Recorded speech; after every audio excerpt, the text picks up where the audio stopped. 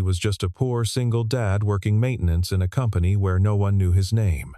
Used to being invisible. Used to being looked through. Then, the cold, untouchable CEO called him into her office on a Tuesday afternoon and asked him to dinner.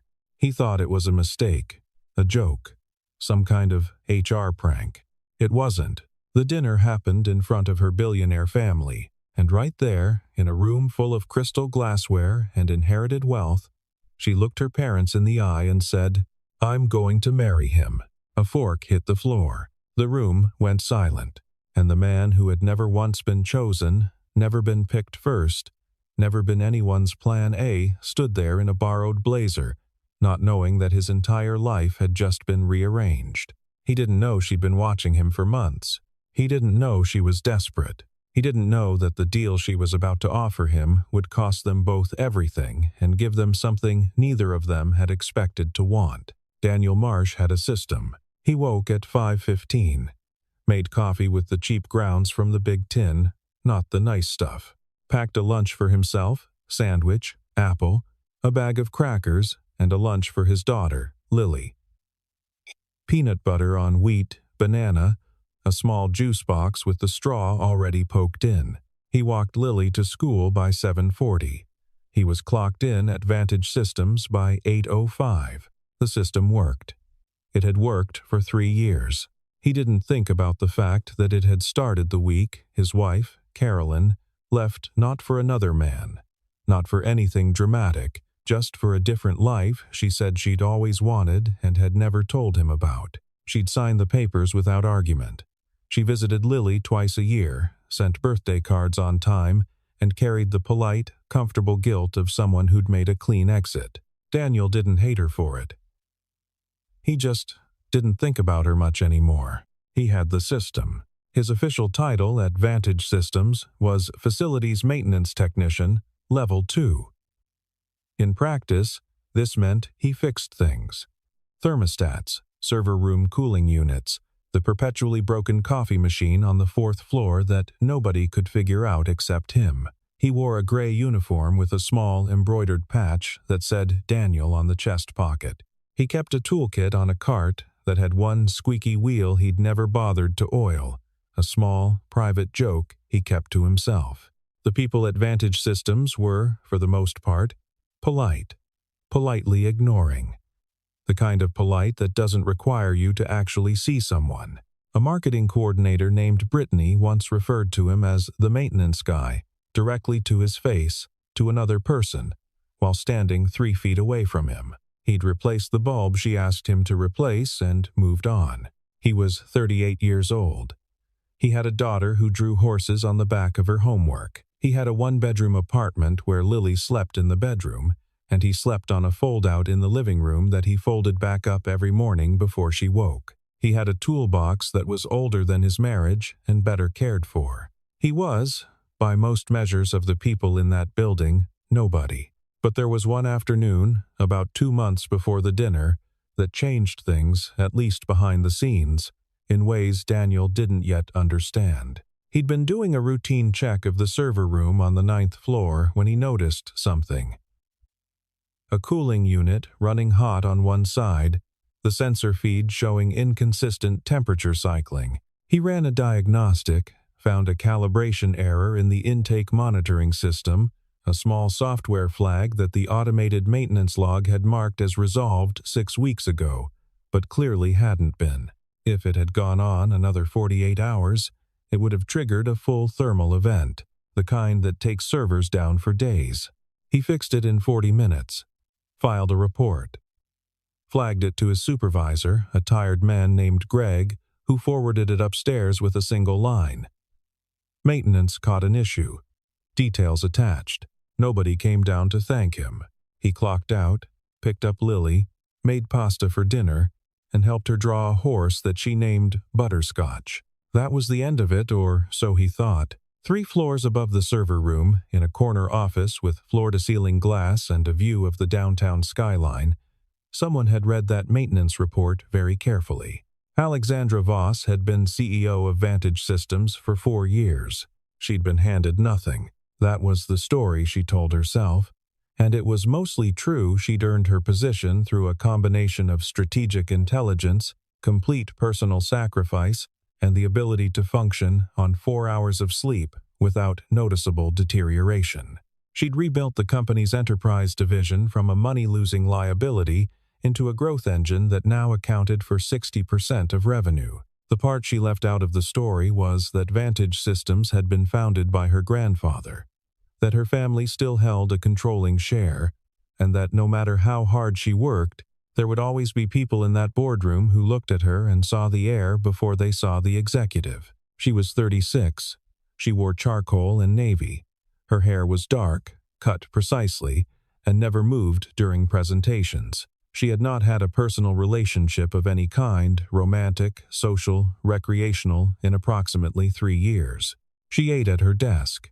She ran 6 miles every morning before dawn in a neighborhood that was quiet and dark and asked nothing of her. She was, by the consensus of everyone who worked for her, formidable. By the consensus of her family, she was a disappointment on one particular front. The Voss family had money the way other families have furniture inherited, everywhere, taken entirely for granted. Her father, George Voss, had married her mother, Helen, in a union that had been celebrated in 2 city papers.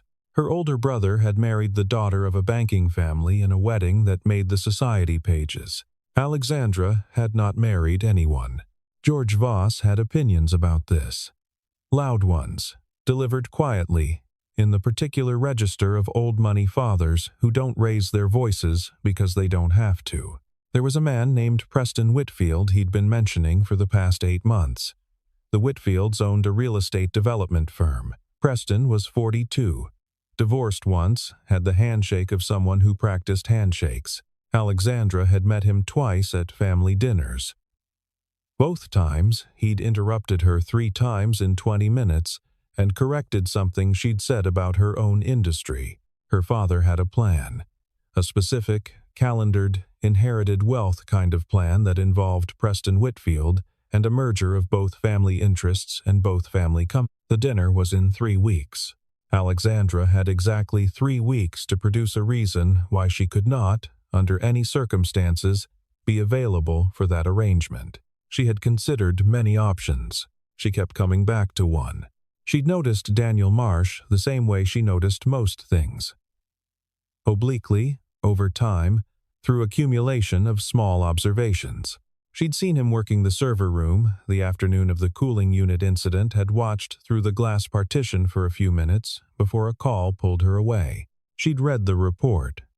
Greg forwarded and understood immediately that the man who filed it knew exactly what he was looking at and had fixed something that could have cost them significantly. She'd also seen him, on 3 separate occasions, in the lobby, at the end of the day, waiting for a small girl with a backpack shaped like a pink elephant, who came barreling through the revolving door and launched herself at his knees with the kind of full-body trust that children only extend to people who've never once let them down. She'd watched him crouch to Lily's level, listening with total focus while the girl described something complicated with her hands. She'd watched him carry her on his shoulders to the parking lot, the girl wearing his gray cap, both of them laughing at something Alexandra couldn't hear. She'd run 17 different scenarios in her mind about the dinner, the arrangement, the Whitfield situation.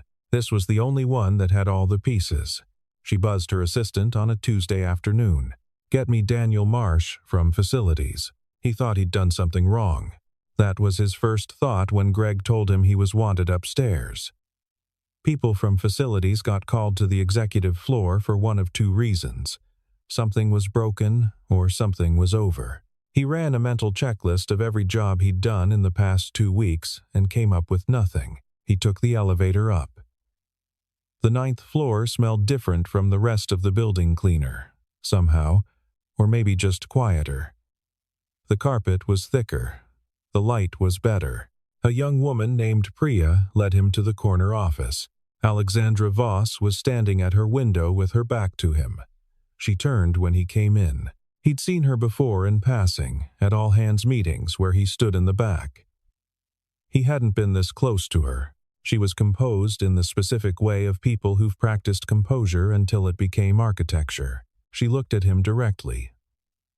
Without the reflexive pause he was used to, the pause people made when they processed what he was and recalibrated their register accordingly. "Daniel Marsh," she said. "Yes, ma'am." "Sit down." He sat. She was quiet for a moment in a way that wasn't awkward for her, just a calculation being completed. "You're free this Friday evening," she said. It wasn't a question. He blinked. "I have my daughter. We can arrange childcare. Through the company. Fully covered." He stared at her. "I'm not sure I understand what you're asking. I'm asking you to have dinner with me Friday evening." The room was very quiet. Somewhere outside, a phone rang and was answered. "Why?" he said. It came out flat, without inflection, because he was genuinely unable to frame it as anything else. Why would Alexandra Voss, CEO, woman who wore watches that cost more than his car, ask a facilities technician to dinner? She looked at him for a long moment. "Because I need someone I can trust," she said. "And you've spent 18 months in this building being competent and invisible. Those are two qualities I find very useful right now." He waited. "I need you to come as my guest. Not as an employee." She paused. "I'd like you to present yourself as someone I've been seeing." The silence that followed was different from the one before it. "A date?" he said. "An escort, technically. For a family dinner." He looked at her. He thought about Lily. He thought about the fold-out couch, the big tin of cheap coffee, the system. "You'd be compensated," she said. He stood up. "I don't need your money." She didn't flinch. "Then consider it a favor.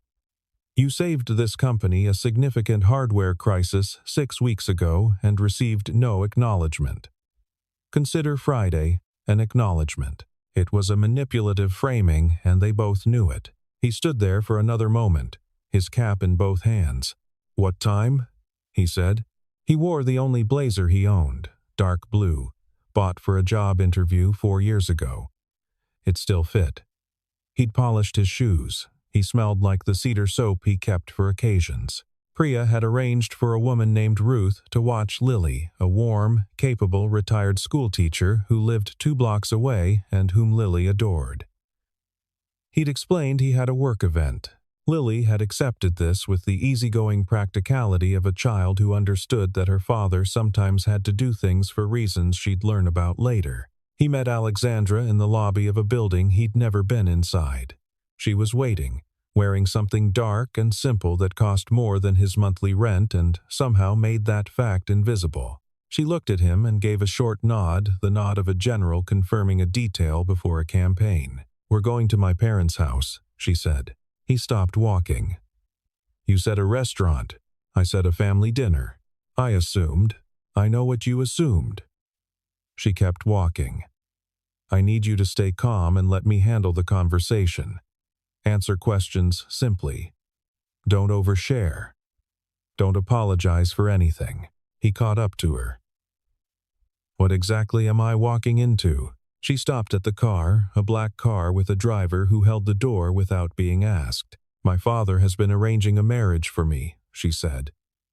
"To a man I have no intention of marrying. The dinner to formalize that arrangement is in 3 weeks. I need tonight to complicate that timeline." She got into the car. He stood on the sidewalk for a moment. Then he got in. The Voss family house was 40 minutes outside the city, a property that announced itself with iron gates and a long gravel drive lined with trees that had been planted so long ago they'd grown into a canopy. The house at the end of it was large in the way of houses that are never called mansions by the people who own them. Inside, high ceilings, good paintings, a dining room table set for 6. Candles. Silver that matched. George Voss stood when they came in. He was 70, barrel-chested, white-haired, with the steady eyes of someone who'd spent decades making decisions that other people had to live with. He looked at Daniel the way a man looks at a car he hasn't decided whether to buy. Helen Voss was seated, and she watched Daniel with a pleasant smile that contained multitudes of judgment. Alexandra's brother, Robert, and his wife, Claire completed the table. "Everyone," Alexandra said, "this is Daniel." The first 40 minutes were methodical. George asked about Daniel's work. Daniel said he was in facilities management at Vantage Systems, which was true, and which produced a very particular kind of pause in George Voss's expression. Helen asked where he'd gone to school. He named a state university. She nodded in the specific way of someone converting information into a number. Robert asked, with practiced offhandedness, whether Daniel had any interest in real estate. Daniel said no. Claire asked how he and Alexandra had met. Daniel looked at Alexandra. "He saved the company from a major systems failure," Alexandra said. "I noticed." This produced a moment of stillness. It was not the love story anyone at the table had been expecting. The food came. It was excellent. Daniel ate carefully and said little, because saying little was the truest thing he could contribute, and also because he was acutely aware that every word he said would be weighed and catalogued. George refilled his own wine glass and did not offer the same to Daniel. "Alexandra," George said, in the register of a man tabling a motion. "You know the Whitfields are expecting us in 3 weeks." "I know. Preston has been very patient." "Preston has been very patient," she agreed, in a tone that made the words mean something else entirely. "Your mother and I feel. I know what you feel." She set her fork down, with the deliberate care of someone who has decided that a specific moment has arrived. "I want you to hear me clearly, Dad." The table went still. Alexandra looked at her father, then at her mother. Then she said it. "I'm going to marry Daniel." A beat. A fork hit the tablecloth. George Voss became very, very still, the stillness of a man rereading a document that says something he didn't expect. Helen said, "Darling, I know this isn't the announcement you wanted," Alexandra continued. "I know it doesn't fit the plan, but I'm telling you now so that you have time to adjust." She was calm. She was composed.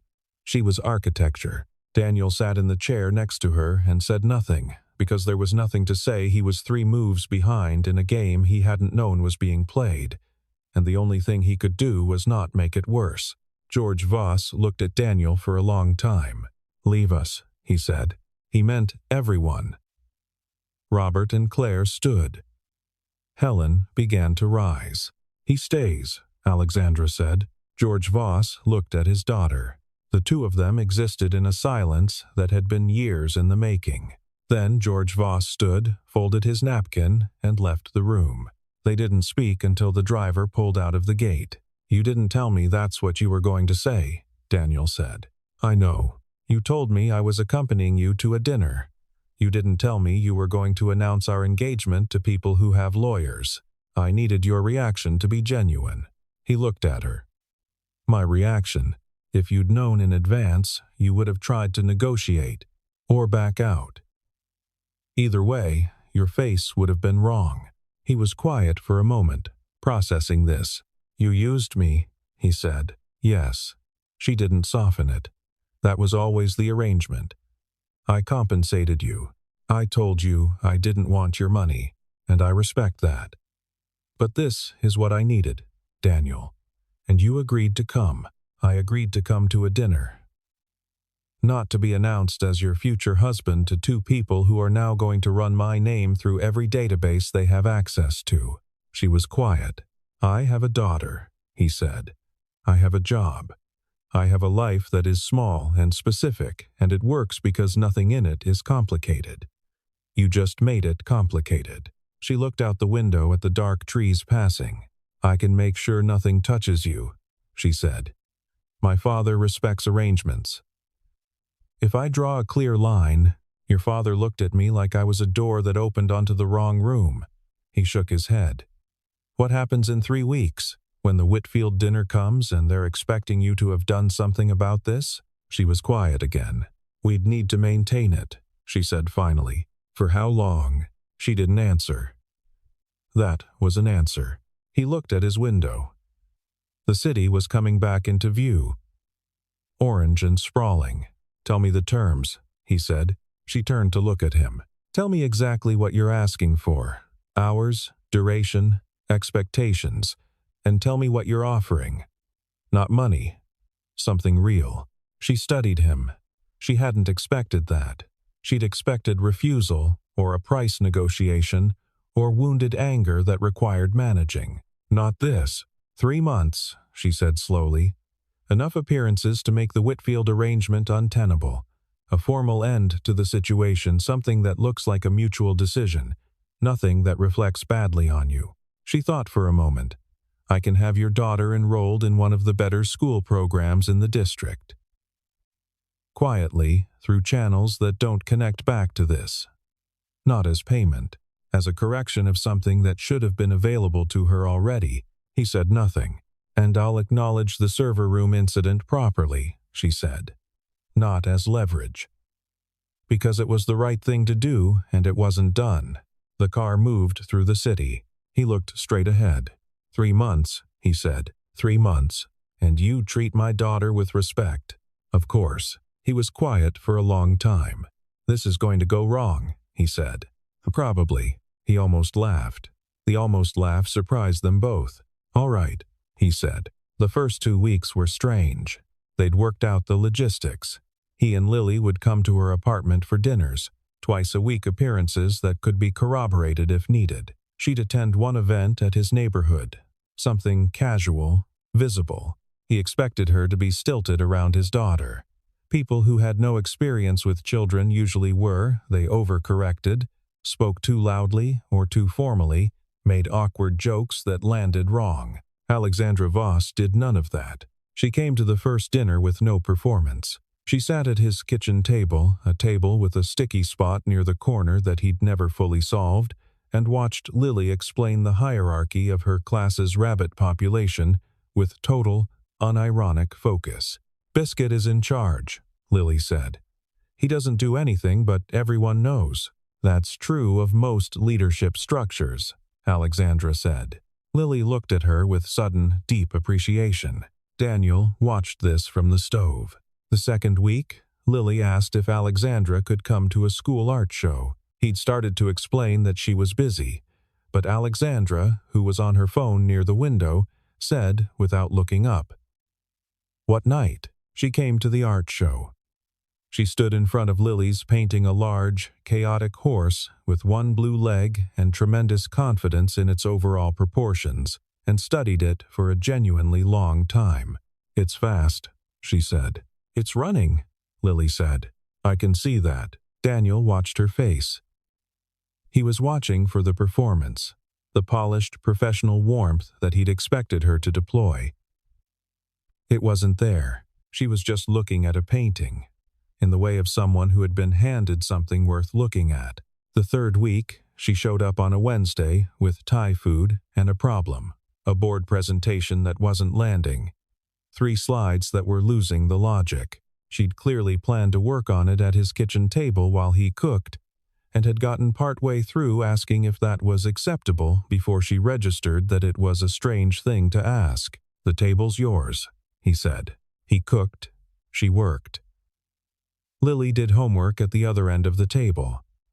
All 3 of them existed in the same room, in a quiet that was not uncomfortable. At some point, she turned her laptop toward him. Tell me what's wrong with this slide. He looked at it. He was not a presentation professional. He was a man who fixed things for a living and had a very good sense of when something wasn't working. You're burying the conclusion, he said. The logic takes too long to get there. Start with the answer. She looked at the slide, looked at him, turned the laptop back. She rebuilt the slide in 12 minutes. Better, he said. She didn't say anything. But something in her shoulders changed. The 4th week was different. He'd had a hard day, a full-floor HVAC failure that took 9 hours to trace and cost him most of his lunch break and the particular grinding exhaustion of a problem that kept producing new problems. He clocked out late, picked up Lily, came home to a sink full of dishes from the night before that he hadn't had energy for then and didn't have energy for now. He was standing at the sink when his phone buzzed. Alexandra? Still on for dinner? He almost said no. He'd been about to say no. He'd already drafted the text in his head, something reasonable about needing to reschedule, fully intending to send it. He typed 7. She arrived at 6:50 with a bag from the Italian place 3 blocks away that he hadn't known was good because he'd never been able to afford to find out. She looked at the dishes, looked at him, set the food on the table, and started on the dishes herself without a word. No performance. No look how gracious I am. She just ran the water and started washing, the same way she handled everything directly, with her attention fully on the thing. He stood there for a moment. You don't have to. I know, she said, and kept going. Lily appeared from the bedroom, took in the situation with the quick calculus of a child who understands domestic dynamics, and immediately picked up a dish towel. They did the dishes. All 3 of them.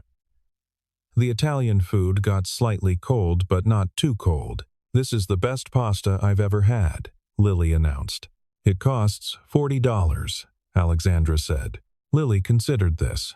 Still worth it, unquestionably. Daniel ate his pasta and said nothing, and listened to the 2 of them negotiate the relative pasta rankings of various places Lily had theoretically eaten, which Lily conducted with the seriousness of someone testifying before a committee. After dinner, Lily went to bed, and Daniel sat on the couch with his arms across his knees.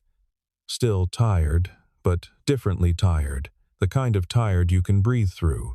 Thank you, he said, for the food. You looked like you needed someone else to handle something. He looked at her. She was sitting in the chair across from him, a position she'd gradually settled into over the past weeks. The same chair, always the same chair, like she'd claimed it without either of them noting the claiming. I did, he said. They sat in the quiet for a moment. Outside, a bus passed. The lamp made the room amber. Do you ever miss it? He asked. Having it be simpler. Before all this, she thought about it with the honesty she'd started using with him, the kind that didn't arrive pre-packaged. I don't think my simpler was ever simple, she said. It was just contained, everything in the right compartment. I was very good at the compartments. And now? She looked at the empty chair where Lily had been sitting. The compartments have been rearranged somewhat, she said. He smiled. He wasn't sure, later, when the shift happened. It wasn't a moment. It was a direction, a slow drift. The way a boat moves not because the helm has turned, but because the current has. He started to look forward to Wednesdays. She started to stay later than she needed to. Lily started calling her Alex instead of Miss Voss, and nobody corrected it. 5 weeks in, George Voss acted. He had resources and he'd used them. What he produced was a detailed profile of Daniel Marsh. Employment history, financial records, rental history, the divorce, Carolyn's departure, the custody arrangement that gave him full care. The Voss family attorney had assembled it in a way that was entirely legal and entirely designed to be used as a lever. George delivered it personally. He came to Vantage Systems, not to the executive floor, but to the facilities level. He found Daniel in the maintenance corridor outside the HVAC room, clipboard in hand, and he delivered the message with the courtesy of a man who doesn't need to raise his voice. George was in a suit, a very good suit, the kind Daniel had learned to identify over the past weeks by the particular way the fabric fell. He looked out of place in the corridor with its exposed conduit and fluorescent lighting, which Daniel suspected he knew, and which made the visit more deliberate rather than less. You're a decent man, George said. I can see that. Your daughter needs stability. Your situation is fragile. What happens to her if your position at this company becomes untenable? Daniel looked at him. He'd been holding the clipboard. He set it down on the cart, carefully. I'm listening, Daniel said. I can make that happen, George said. Or I can make the opposite happen. Better position, better salary, full health coverage. I have 3 people on this board who can make 1 phone call, and if I walk away from your daughter, walk away from this arrangement, George corrected gently. My daughter is going to be fine. She always lands on her feet. She doesn't need someone who complicates her life. Daniel was very still. The corridor hummed around them, the building's constant, quiet machinery, the systems that kept everything running, the invisible work that nobody noticed until it stopped. He thought about everything George was saying. He thought about it honestly. The man was not entirely wrong. Daniel's position was fragile. Lily's stability was not guaranteed. He'd been holding both of those truths at arm's length for weeks because the alternative had felt too good to look at directly. What complicates her life, he said, is the fact that you've spent 30 years making every decision she should have been making herself. George looked at him. She's rebuilt your company's revenue engine. She's run a division that feeds 2/3 of this organization. She is, by any reasonable measure, the most capable person in your family business, and you're standing here trying to trade her to a man who interrupted her 3 times in 20 minutes. He paused. I was at that dinner too. I was watching. George's expression didn't change. But something behind it moved a very slight recalibration.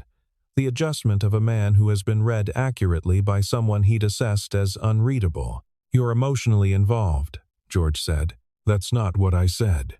It's what I heard. Daniel picked up his clipboard. She doesn't need your arrangement, he said. She needs someone to stop rearranging her. Think about your daughter, George said. He left. The corridor returned to its normal quiet. The fluorescent light hummed. Somewhere down the hall, a pressure reading cycled through its routine. Daniel stood there for a long moment. He thought about Lily. He thought about the pink elephant backpack and the horse named Butterscotch and the note in purple marker. He thought about the school enrollment that was already in process. He thought about the distance between the world George Voss inhabited and the world he and Lily actually lived in, and how that distance was not abstract.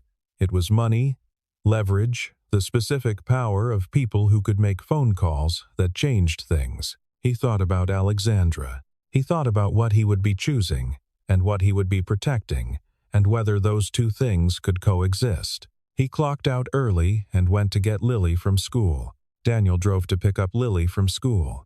He watched her come through the gate pink elephant backpack, a folded drawing in her hand, a streak of something blue on her sleeve. She launched herself at him the way she always did, full trust, full commitment. He held her for a moment longer than usual. That night, after she was asleep, he sat in the living room with the fold-out couch folded out and the lamp on low, and thought for a long time. He thought about the things George Voss had said.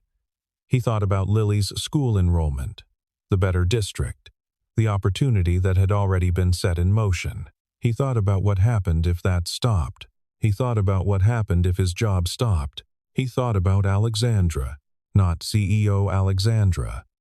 The one who had leaned over Lily's homework on a Tuesday to explain fractions in a way that made Lily actually understand them. The one who'd stood in front of a painting of an improbable horse for a genuinely long time. He thought about what he was to her. He'd told himself it was an arrangement. He'd told himself he understood the terms. He was no longer entirely sure he understood the terms. In the morning, he called Alexandra. I think we should end it, he said. The arrangement. A pause. Because your father came to see me. And because he was right that this is complicated. And because I'm not the kind of person who can do this without it becoming real for me. And I don't think that was part of what you wanted. Another pause. Longer. Daniel, the school enrollment is still in process, right? It doesn't stop if I step back? I would never. Her voice had changed register, and then she controlled it. No. That's done. That's not contingent. Then we're okay, he said. You'll figure out the Whitfield thing. You're good at that. She said his name again, differently. I've got to take Lily to school, he said. He hung up. He returned to the system. 5:15. Coffee. Lunch is packed. Lily to school by 7:40. Clocked in by 8:05. The squeaky wheel on the cart. The 4th floor coffee machine. The building's endless small failures that needed someone who knew how to look at a thing and understand what was wrong with it. He worked. He was good at his work. The building held itself together partly because of him, and that had always been enough, and he kept telling himself it was still enough, and some mornings he believed it. A week passed. Then another. He replaced a faulty circulation pump in the basement that had been slowly failing for 3 months. That everyone on the monitoring system had been noting in reports without acting on. He caught it, sourced the replacement part, ran the repair in an afternoon. He filed the report. Greg forwarded it. Nobody came down. He ate his sandwich in the maintenance bay and thought more than he wanted to. Lily noticed. She was 7 years old. She noticed things the way children do, not with words at first, but with presence. She sat closer to him at dinner. She showed him more drawings than usual. She left a note on the fold-out couch that said, "You are my best dad," in purple marker, which he found at 5:15 on a Tuesday and stood holding for longer than he could account for. On a Thursday, she asked, "Is Alex coming Wednesday?" He said he didn't think so. She was quiet for a moment, the specific quiet of a child who is not going to let something go but is choosing the right moment. "Did something happen?" she asked. "Grown-up stuff," he said. She considered this with the philosophical patience of someone who has spent her whole life waiting for grown-ups to sort themselves out. "Grown-up stuff is usually dumb," she said. "Yeah," he said. "It usually is." She went back to her drawing. She was working on a new horse different from the others, this one still, standing in a field, not running anywhere. He looked at it for a moment. He thought about what it meant, a horse that wasn't going anywhere, and decided not to think about it. He called his sister Claire in Colorado that weekend. Claire, not Robert's wife, Claire, his own sister, who was practical and direct and whom he'd been avoiding calling because she would say the true thing. She said the true thing. "You left because you were scared," she said. "I left because it was complicated. Everything real is complicated, Daniel. The only uncomplicated things are the things that don't matter." He held the phone and looked at the ceiling of the apartment, which had a water stain in the corner from a leak that had been repaired 2 years ago. He knew the repair history of this ceiling the way he knew the repair history of most things. "Do you love her?" Claire asked. "I don't know." "You know." He was quiet for a long time. "I don't know what I'd be to her," he said finally. "Outside of the arrangement, she runs a company. Her family has a gate at the end of their driveway. I have a fold-out couch and a squeaky cart. She came to your kids' art show," Claire said. "She ate your pasta. She did your dishes without being asked." A pause. People do not do dishes they don't want to do. She was there because she wanted to be there. He stared at the water stain. "What if she figures out it's not enough?" he said. "What if she looks at this life 6 months from now and—" "She's been looking at your life for months," Claire said. "She's had time to figure it out. She kept showing up on Wednesdays." A pause, softer. "Or she was." He didn't have an answer for that. After he hung up, he sat in the quiet of the apartment for a long time. The fold-out couch was folded out. The lamp was on. Lily's drawing was on the kitchen table, the still horse, the one that wasn't running anywhere. He looked at it from across the room. He thought about the system, about how he'd built it for surviving, for getting through, about how every decision inside it was a decision against wanting too much. Because wanting too much led to the kind of pain that didn't have a maintenance protocol. Then he thought about what it had cost him. He stared at the ceiling. Alexandra Voss called the family attorney on a Thursday morning and told him to stop all preliminary work on the Whitfield arrangement. She called her brother Robert and told him to tell their father. Then she went into a board meeting and ran it with complete competence for 2 hours, while a completely different part of her mind worked through a problem that had no slide deck and no logic structure and no clean answer. Her father called it 4. "You're making a mistake," he said. "I've been making your mistakes for years," she said. "I'd like to try my own for a while." George was quiet. The Whitfields will withdraw their interest, he said. Good. You'll lose the board support that Preston's family brings. I'll rebuild it. You're choosing. He stopped himself. This man has nothing. He has everything that matters, she said. I've spent 3 years in a room by myself trying to figure out what I'm building all of this for. He's the only person I've met in that time who made the room feel like it was worth coming out of. Another silence. Dad. Her voice was careful, not unkind. I'm not asking for permission. I'm telling you, as your daughter, that I'm done living in the plan you made. I hope you can get there with me on this, but I'm going. She hung up. She sat at her desk for a moment, looking at the skyline. Then she picked up her bag and walked out. She came to his apartment without calling. He answered the door in a gray t-shirt and an expression of pure, startled incomprehension.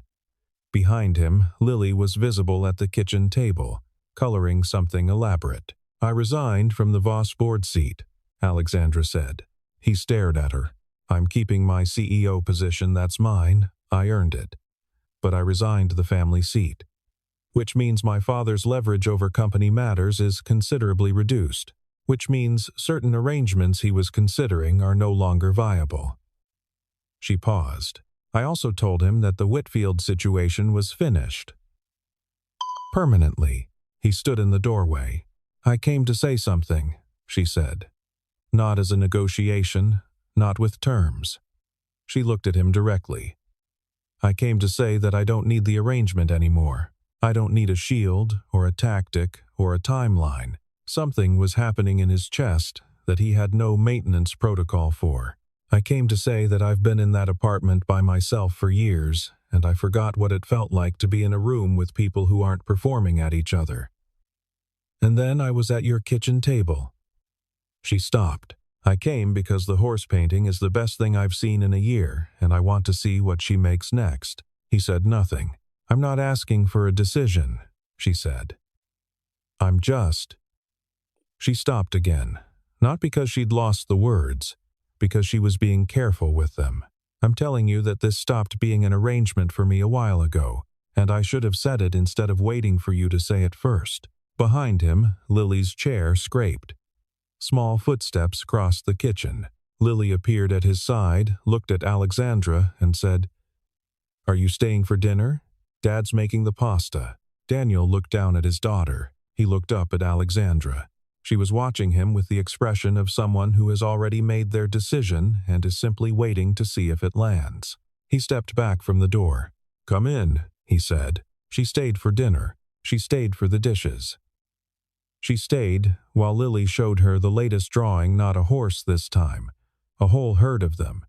18 horses in varying sizes, galloping across a construction paper plane with enormous confidence in their own momentum. She stayed until Lily fell asleep, which happened at 8:43 with her face on her own arm, drawing still clutched in her hand.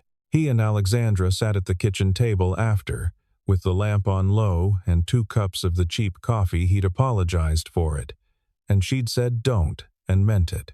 I'm not easy, she said. I know. I'm better at systems than people. I work too much. I have a father who's going to take time. My kid calls you Alex and draws you pictures, he said. Whatever happens with your father, that part's already settled. She looked at her coffee cup. I don't know how to do this, she said. Neither do I. He turned the cup in his hands.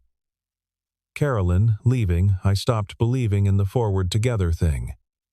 I figured I'd just get good at the right now thing, get Lily to school, keep the lights on, fix what's broken. That's not a bad philosophy. It's a partial one. He looked up. The part I was missing was, I don't know, the not being alone part. I didn't let myself miss it because I didn't have room for it. She was very still. You've got room now? She asked. He thought about it. I think I built some, he said. She was quiet for a moment. Then she did something he hadn't seen her do before. She smiled. Not the contained, professional expression she deployed in meetings. Something smaller and entirely unmanaged, a thing that arrived because it couldn't not arrive. He smiled back. Outside, the city did its quiet nocturnal business. A distant siren, a car door closing somewhere, the specific hush of a neighborhood that has settled into its own breathing. "The pasta was good," she said. "It's the system," he said. "Tell me the system," he told her. The 5:15 wake-up, the big tin of coffee, the lunches packed, the squeaky wheel on the cart he'd never oiled, the fourth-floor coffee machine that responded to a specific percussive approach that was not technically in the manual. She listened like someone filing information she intended to keep. "I like the system," she said. "It's missing some things." She looked at him. The lamp made the kitchen warm. Lily's drawing of the herd was on the table between them, 18 horses running together, none of them alone. "We can add things," she said. The wedding was 14 months later. No society pages, no formal announcement, no caterer who required a 6-month booking lead. It was a Saturday in October, at a park 15 minutes from their apartment. The apartment they'd spent 4 months combining into something that contained both her clean lines and his functional chaos, and had, somehow, become the best version of both. Robert and Claire Voss came. George and Helen came. Which no one had guaranteed, but everyone had hoped for. George shook Daniel's hand, and the handshake was not warm, but it was not a formality either. It was the handshake of a man revising a position he'd held for a long time, which takes a different kind of strength than holding it. Lily was the flower girl. She wore a white dress and carried a basket, and walked with the radical confidence of someone who understands that this event is both deeply important and fundamentally good, and who has no patience for anything other than getting on with it. Daniel's sister, Claire, from Colorado, stood in the back and cried during the vows, which she later denied. Alexandra wore something dark and simple, and her hair moved, slightly, in the October wind, and she didn't adjust it. Daniel wore the blue blazer, the same one from that first dinner, the one that had survived a job interview and an ambush dinner and one terrible night on a gravel drive. It still fit. He'd polished the shoes. After, they ate at 3 long tables pushed together in the park, food from 4 different places, paper plates, a cake that Lily had selected and which had purple frosting and was shaped roughly like a horse. His sister pulled him aside near the end and said, "You look different, like someone who stopped being only for other people," she said.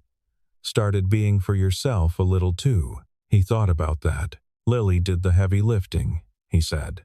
"Lily always does." He looked across the park.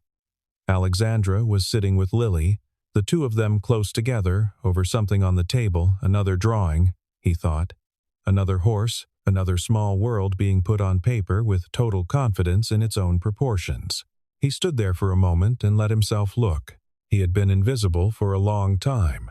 He had been no one's plan A. He had been the man with the squeaky cart and the fold-out couch and the borrowed blazer. He was still all of those things. But he was also, now, standing in October light, watching the 2 people who were the whole of his world sit together and make something. And he understood that the system, the good, working, necessary system, had always been missing exactly this. Not missing in a way that made it broken. Missing the way a house with no one in it is structurally complete but not yet a home. The walls hold, the lights work, but a house needs people inside it for the warmth to have anywhere to go. He had built a good structure. He had just needed someone to share it with. He walked back toward the table. Lily looked up when he got there. She pushed the drawing toward him, the newest one. Not a horse this time, but 3 figures. And above them, in Lily's careful 7-year-old letters, "Us." He sat down. Alexandra looked at the drawing. Then, at him, he looked back. Outside, somewhere, the city went about its ordinary business, sirens and buses, and the particular October wind that smelled like something ending and something starting. The trees in the park had gone amber and rust and gold. He picked up a crayon. He started drawing, and that was enough. That was, in fact, everything.